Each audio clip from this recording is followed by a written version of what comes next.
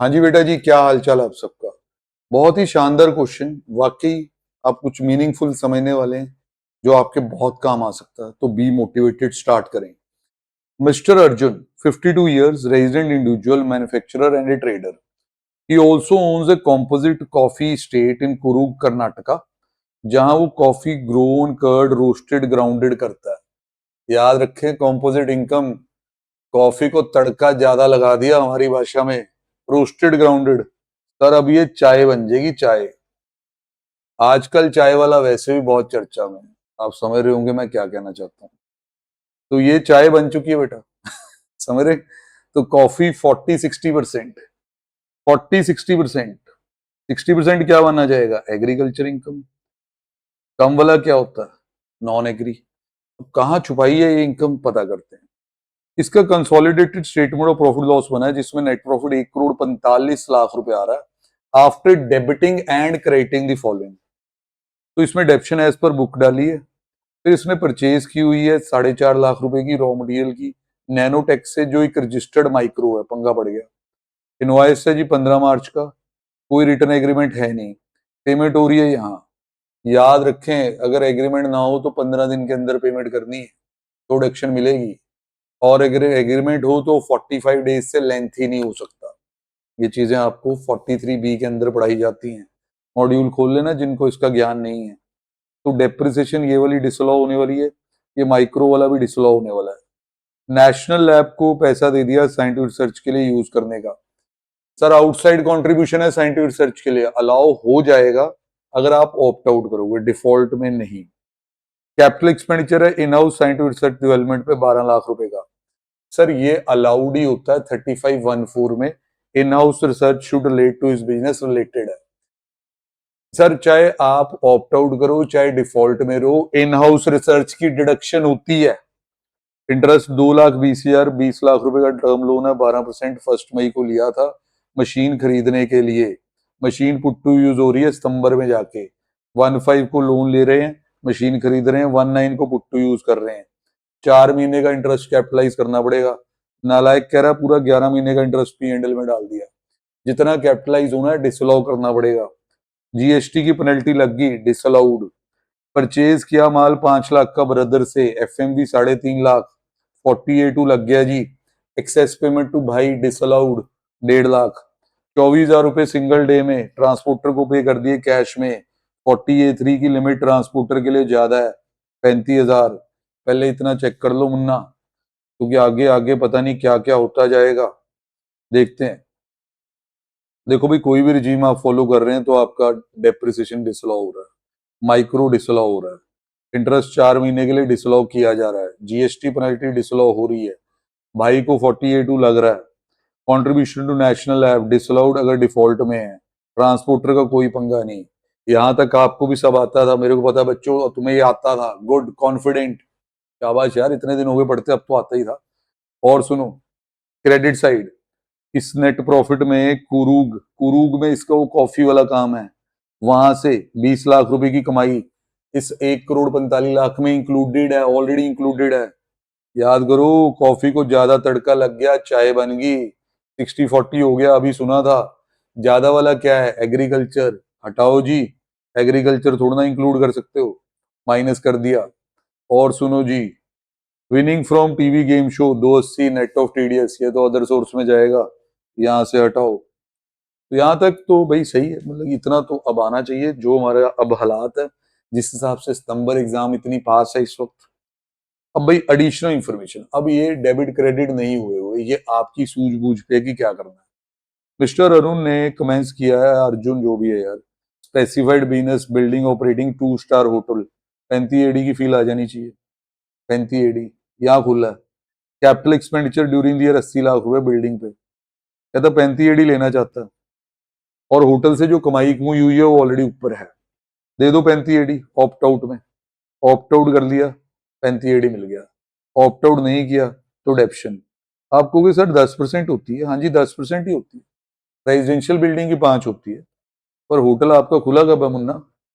November 1, तो less than 180 days ही होंगे, तो 6/12 ही लगेगा। डिफॉल्ट में 35 AD नहीं होता। नॉर्मल में 35 AD लेने का नुकसान पता क्या है? एएमटी में भी जाओगे, अब एएमटी में भी जाएगा केस।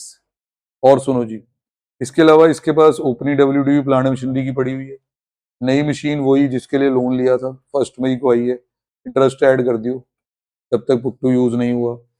फिर सेकंड हैंड मशीनरी इंपोर्ट की है जापान से, चाहे मैन्युफैक्चरर है, सेकंड हैंड पे एडिशनल डेप्शन ना देना। तो डेप्शन का भी निपटा लें तो मेरे को लग रहा है पीजीबीपी तो बच्चों का हो जाएगा। चलो जी, डेप्शन यहाँ बनी हुई है, तो प्रोबेबली नीचे हमने कोई नोट बनवाया होगा। चलो चलो चलो चलो शाबाश, डेप्शन का नोट देखो, ये देखो, ओपनिंग ब्लॉक है जी 60 लाख रुपए का, उसके बाद नई मशीन 20 लाख प्लस 80,000 का इंटरेस्ट कैपिटलाइज, कैलकुलेशन चेक कर लेना, ये होगी 20-80 की। फिर इंपोर्टेड मशीनरी 15 लाख, ये 180 दिन से ज्यादा, ये 180 दिन से कम। अब जो तो है जी नॉर्मल डेप्शन, वो तो दोनों रिजीम में मिलनी है, इस पे भी मिलेगी, इस पे भी मिलेगी फुल, इस पे मिलेगी हाफ, ये है नॉर्मल डेप्शन।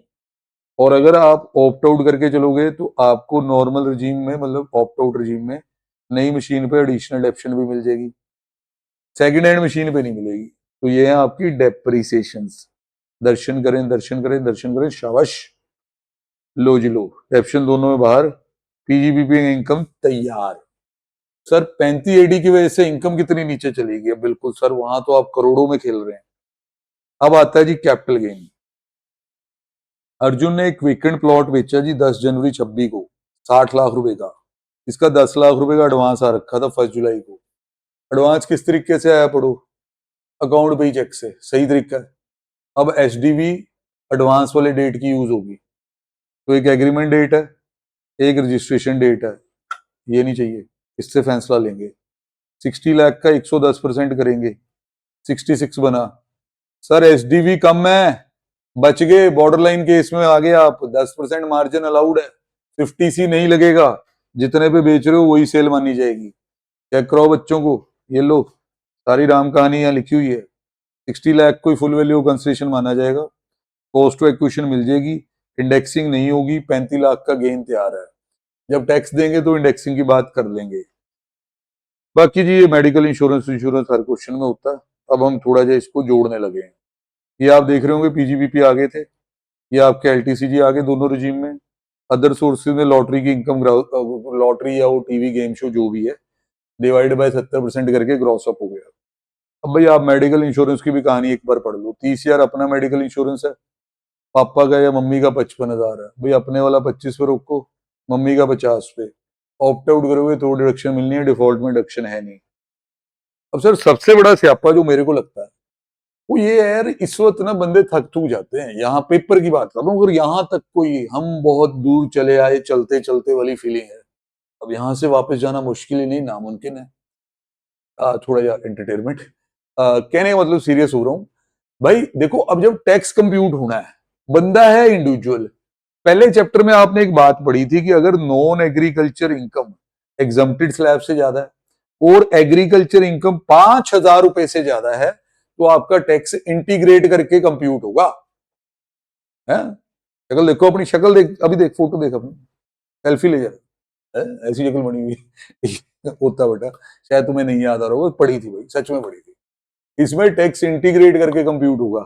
तो सर यहाँ ऐसा होगा बिल्कुल सर। इसकी 12 लाख की एग्रीकल्चर इनकम है कॉफी में, नॉन एग्रीकल्चर इनकम देखो इतनी इतनी ज्यादा आई है, तो इंटीग्रेशन तो तैयार है। अब यहाँ हमने क्या किया कि पहले इसमें से ना जो ये स्पेशल इनकम्स है वो बाहर कर दी, इनका तो फ्लैट रेट ही होना, इन्हें बाहर कर देते हैं। अब नॉर्मल इनकम और एग्रीकल्चर इनकम को जोड़ा गया, नॉर्मल इनकम और एग्रीकल्चर इनकम को जोड़ा गया दोनों रिजीम में, इस पे टैक्स निकाला गया। टाइम लगेगा तुम्हें, मैं तो अब सिर्फ बता रहा हूँ कि ऐसे इनको जोड़ के टैक्स निकाला, स्लैब लगाई, फिर एग्जम्प्टेड स्लैब और एग्रीकल्चर को जोड़ा, फिर टैक्स निकाला गया, ये माइनस हो जाएगा, ये टैक्स आया आपका माइनस करने के बाद। अब स्पेशल इनकम आ गई, कह रही बेटा मेरा भी टैक्स देख लेते। बेटे देखो, अगर तो हम इंडेक्सिंग ना लें, प्लॉट दिखाओ इनको जी, प्लॉट दिखाओ, शाबाश। प्लॉट बेटा बड़ा पुराना खरीदा हुआ आपने, 5-6 का, 23 जुलाई 2024 से पहले लैंड बिल्डिंग खरीदी है, अब बेची है, तो बेटे वहां फिर ऑप्शन होती है कि या तो बिना इंडेक्सिंग के 12.5 दे दो, या करवा लो इंडेक्सिंग। ये देखो जी, विदाउट इंडेक्सिंग तो ये टैक्स बन रहा है। अब जो मैंने इंडेक्सिंग करके रख दी, ये तो कॉस्ट ही ज्यादा आ गई, इतने तो मेरे पास पैसे नहीं आए जितनी कॉस्ट आ गई, पर फिर यहां तो मेरा टैक्स नहीं बनेगा। बच गए वरना। देखो ब्यूटी ऑफ द कॉन्सेप्ट समझो, इनकम में पूरा 35 लाख ही आना है जी। आपके सरचार्ज वगैरह के फैसले वहीं से होते हैं, इनकम से। पर जब टैक्स कंप्यूट करना है तो ये काम करना है। टैक्स बिल्कुल किसी बात का नहीं। लॉटरी पे टैक्स लग रहा लगने दो। इनकम सर आपकी 50 लाख से ज्यादा, जो आपने नलैकों वाला काम किया और यहाँ लॉस 0 कर दिया, तो फिर शायद डिसीजन और हो सकते हैं। डिपेंड्स कि भाई शायद आपको कि नहीं नहीं सर फिर भी 50 से ज्यादा, या टीचर की तरह समझाने दो, वहां वो 35 लाख लिखना जरूरी है। ठीक है, कई बार डिसीजन और हो सकते हैं भाई। इस हिसाब से सर चार्ज लग गए दोनों रिजीम्स पे, सेस लग गए, ये आंसर आ गया। बच्चा सोचे सर हो गया, अब इतना लेंथी क्वेश्चन था, अब क्या रह गया। सर AMT, हो AMT 35 एडी लिया हो भाई, ऐसे कैसे छोड़ दें। टोटल इनकम उठाओ। अच्छा, डिफॉल्ट रिजीम में AMT नहीं लगता क्योंकि वहां 35 एडी नहीं होता। तो 35 एडी आपने लिया वो एड बैक होगा। अब वो कहेगा 35 एडी वापस ले रहे हो, हाँ जी वापस ले रहे हैं। यार मेरी डेप्शन तो दे दो, डेप्शन दे दी, ये इनकम आ गई, इस पे इतने % दो, सर चार्ज भी दो। फिर देखो ये टैक्स कितना बना, सर ये तो इतना बन गया, रेगुलर में तो इतना बन रहा था, AMT ज्यादा है, AMT वाला टैक्स देना पड़ेगा। इतना सब कुछ करना पड़ता है भाई, जब 15 में से 15 नहीं दिए। चलो 12 तो आ जाएंगे इसके बगैर भी, आराम से आएंगे सर, बाकी तो सारा आता ही था, ये भी आता ही है। बहुत अच्छा कॉमन मिस्टेक एनालिसिस भी है।